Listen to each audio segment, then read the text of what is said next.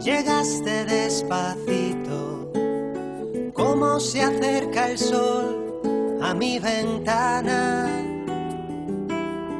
como la primavera, que cuando más se espera, más se retrasa.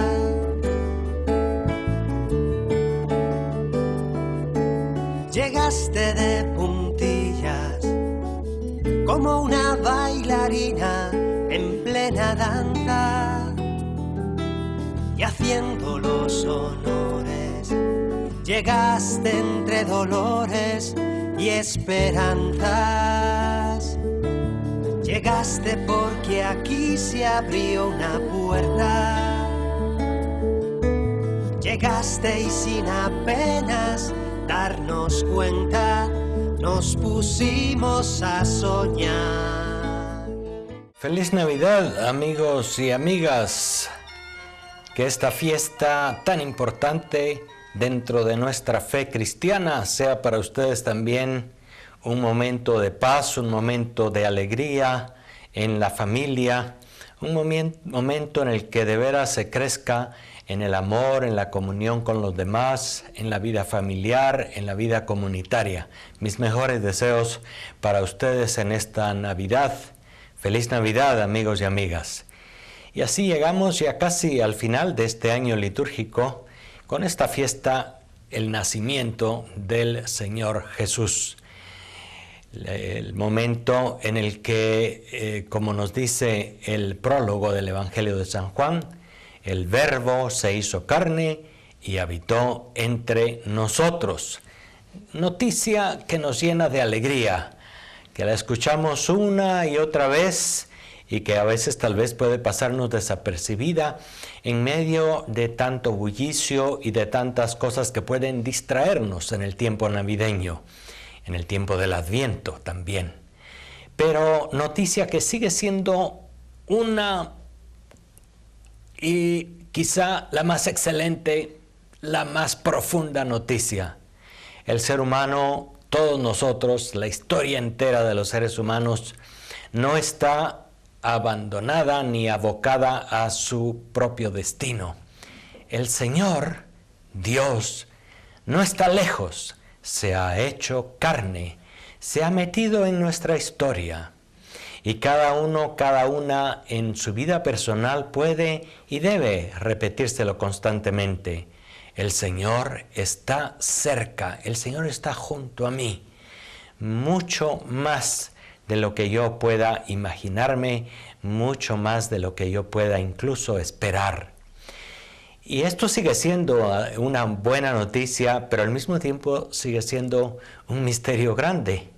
Por lo tanto, será siempre nuevo y será siempre bueno volver a dejar un momento en silencio y en paz, quizá este 25 de diciembre, después de que pase la cuetería, la fiesta, la Nochebuena, etcétera, un momento para ponerse frente al nacimiento, frente a las imágenes de Jesús, José y María, y en aquella escena volver a recordar los evangelios y volver a recordar lo que significa para nosotros la presencia del Señor en medio de nosotros.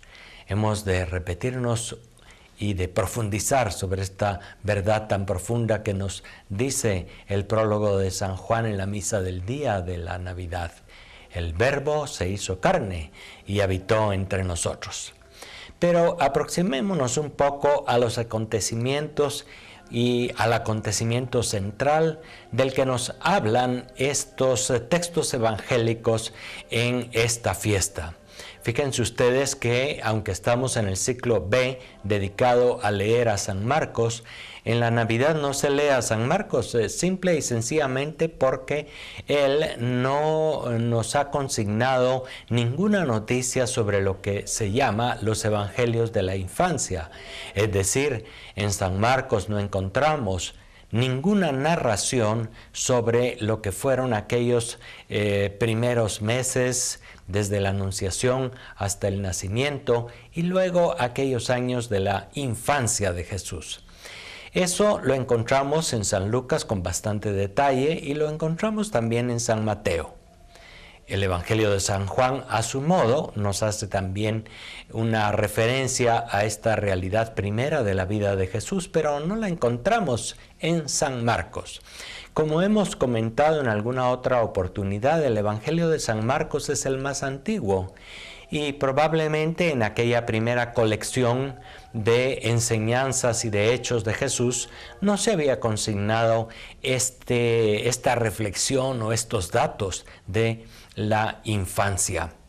Y fue solamente después, conforme avanzó la reflexión y la vida cristiana en las comunidades, que se consignaron unos elementos que eran muy importantes, como quien dice, para completar, para escribir bien una biografía de Jesús, por supuesto una biografía según los modos de escribir de aquel tiempo.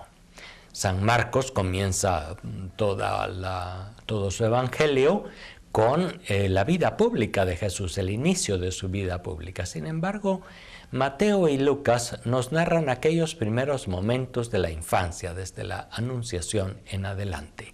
Y es que, según la mentalidad de los escritores antiguos, había que presentar los orígenes del personaje, y aquello faltaba en el Evangelio de Marcos. Entonces, conforme fueron puliendo los escritos y las tradiciones sobre Jesús, pues le agregaron aquello que era indispensable según los cánones de escritura, de biografías de aquel tiempo de hace 2000 años, en el mundo de los griegos, en el mundo de los romanos, que era la cultura que prevalecía por allí.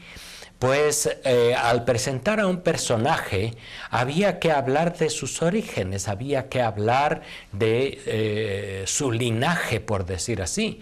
Y más aún, si se trataba de un personaje importante, habría que hablar de sus antepasados, que eran gente noble o gente de un linaje muy importante. Habría que situar también las coordenadas geográficas, sociales, políticas, en las que aquel personaje había nacido. Aquello faltaba en el primer evangelio escrito, que fue el de Marcos, y por lo tanto Mateo y Lucas ya lo incluyen, y San Juan, repito, a su modo también nos narra las noticias sobre los orígenes de Jesús. Y es importante recordar en primer lugar que un contraste que puede ser interesante para comprender aquellos orígenes de Jesús es que en el Evangelio se habla, para situarlo histórica y geográficamente, del Imperio Romano, y se habla del emperador Augusto, y por lo tanto ya nos sitúa en una época histórica muy concreta. Llegaste tú.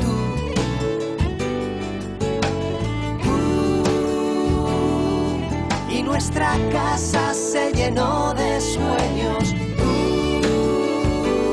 Tú llegaste tú para quedarte siempre en nuestro corazón.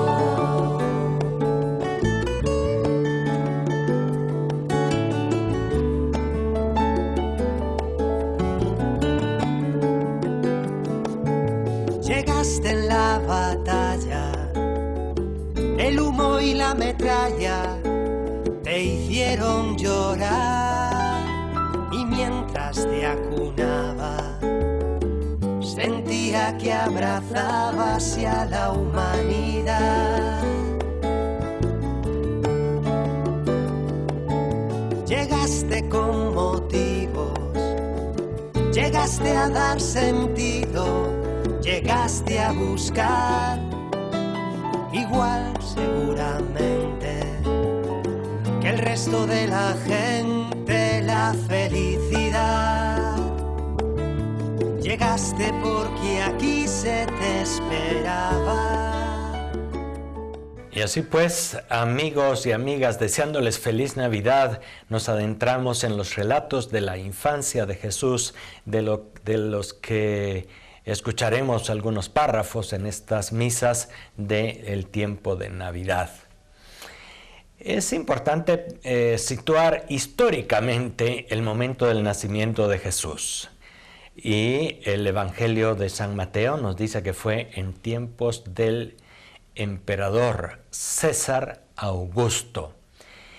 César y Augusto son títulos que se daban al emperador romano, sea cual fuere. César era el título, era como decirle señor o era decirle cualquier otra cosa. Y Augusto significaba el más grande, el divino. Y luego, pues estos eran los títulos que se aplicaban al emperador romano. En aquel tiempo, desde el año 31 antes de Cristo hasta más o menos el 14 después de Cristo, el nombre del emperador romano, del César Augusto, era Octaviano. Y eso está pues en los anales de las historias de Roma, etc. O sea que podemos situar perfectamente el tiempo, la historia en la que se sitúa el nacimiento de Jesús. No estamos allí ante narraciones míticas, ante leyendas o ante inventos. Estamos ante hechos históricos. Y estamos también ante el hecho histórico del censo. El censo que hacían los emperadores romanos con el objeto de ver cuántos súbditos tenían en todas las regiones del imperio, qué propiedades tenían aquellos súbditos, qué clase de gente eran, y luego poder así cobrar los respectivos impuestos y tasas. De manera que los censos no fue solamente uno, sino habían muchos censos que se hacían constantemente en diversos lugares para averiguar a las personas dónde estaban y poder cobrar los impuestos. El emperador romano había logrado en aquel momento la paz, una paz del imperio romano, puesto que había echado de todos aquellos territorios a los enemigos y había impuesto su ley. Él ofrecía la paz a los pueblos, una paz, un orden, podemos decir así, a cambio de que aquellos pueblos pues pagaran los impuestos para poder mantener así los ejércitos y toda la burocracia y el gobierno. Fue en ese momento, en el tiempo de un censo, que nació el Señor Jesús. El censo se realizó también, según el texto del Evangelio, siendo gobernador Quirino. Otro dato histórico que puede comprobarse no solamente porque está escrito en el Evangelio, sino porque está escrito también en los anales de la historia de Roma y en otros autores fuera de las escrituras bíblicas. De manera que estamos allí ante datos históricos. Eso es una cosa importante para recordar. Y es muy hermoso poder situar la encarnación del Hijo de Dios, no en un momento, digamos, de leyenda, en un momento mítico, sino en un momento histórico, real, muy concreto, en tiempos del César Augusto, llamado Octavio, en tiempos del gobernador Quirino. Y se sitúa todo allá, en aquellos pueblos de Judea y de Galilea. El origen de María y de José era Nazaret. Sin embargo, y aquí estamos también con otro de los criterios necesarios para situar un personaje, José era de la estirpe de David, de la familia de David, y el pueblo de David era Belén, de manera que tuvieron que moverse hasta Belén. Eso pues nos da también un dato histórico, geográfico, pero nos da un dato teológico, porque nos está hablando ya de que el personaje que quiere presentarse al inicio del Evangelio es descendiente del gran rey David, puesto que José, su padre adoptivo, podemos decir, era de aquella estirpe, de aquel linaje, de una familia noble, podemos decir así. De manera que Jesús está situado también, según los cánones de escrituras de biografías en aquel mundo de los griegos y de los romanos, está situado también como descendiente de una familia noble.